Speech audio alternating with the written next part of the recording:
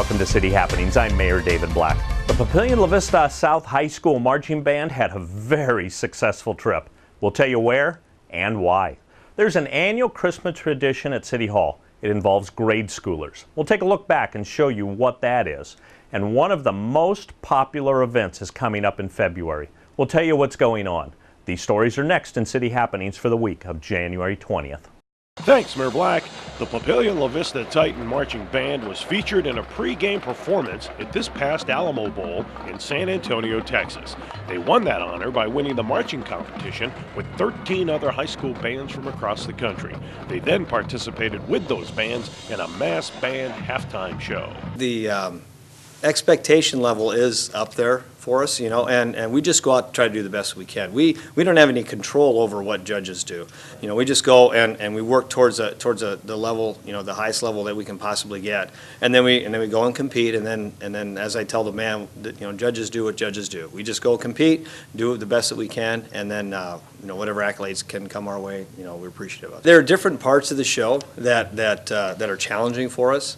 And so as each segment of the show finished, I say, okay, that went well, and then go to the next part. Okay, that went well, and so, and especially on the last drill, it's very complicated, and there's a lot of different things that have to click together in order for it to work. And once we got through that section of it, and we're going to the finish, I felt like we had hit a pretty good performance.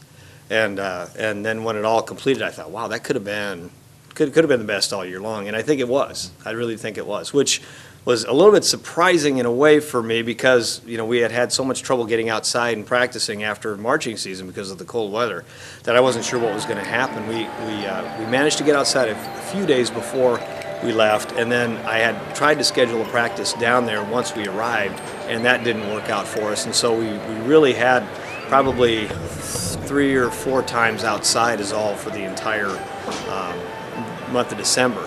And so, having that long of a layoff, you just weren't sure how the students were going to react. I think, in a way, it was good because I think it really, put their attention level up, focus level up to the highest it could be. It was probably our 2 performances of the show, which was the competition, and then for the pregame of the Alamo Bowl, were probably the 2 best times we've done it all year long, I would think. And it just felt good to see them hit a good performance like that, hit the strongest of the year right when we needed it the most, and then to take that and go to the Alamo Bowl and then actually perform at the bowl game at that high level as well. There were 65,000 people at the bowl game, and it was a little intimidating to go in there and to see the crowd surrounding them and that, but they knew what they had to do, and they went out there and they did a great job. Taking the show out and actually making it work for us is not just a one-person effort, but a lot of people were involved in making the show a success. My wife Andrew, who's the color guard director, and Lindsay Wilson, who's our assistant band director.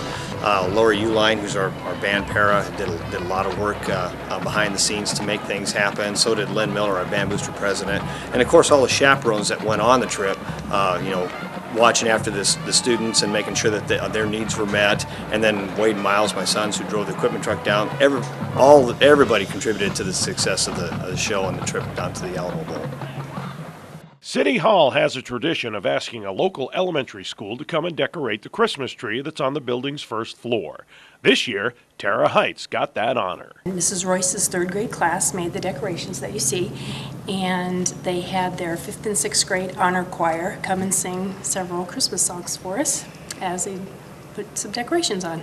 We've used even a daycare before, the Tara Heights School, obviously St. Columbkill, Trumbull Park, Carriage Hill, some of the ones that are closer so that if they decided to come with the whole class, it's close that they can walk, or if they had another program to go to where they could kind of coordinate, that they take the bus, come here, stop here, decorate, sing, and then they're off to their other programs. Well, I think it keeps going as long as the schools are willing to do it and they don't mind coming down and they can share their Christmas joy with all of us here at City Hall. The annual Daddy-Daughter Date Night is set for Thursday, February 6th.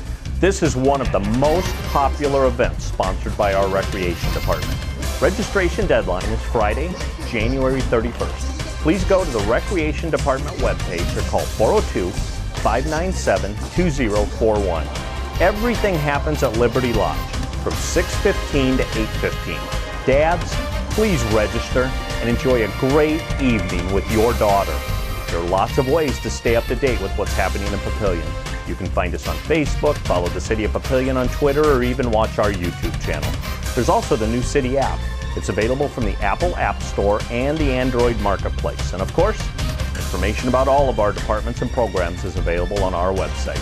For more about Papillion, go to www.papillion.org or just call the Mayor's hotline at 402-827-1111.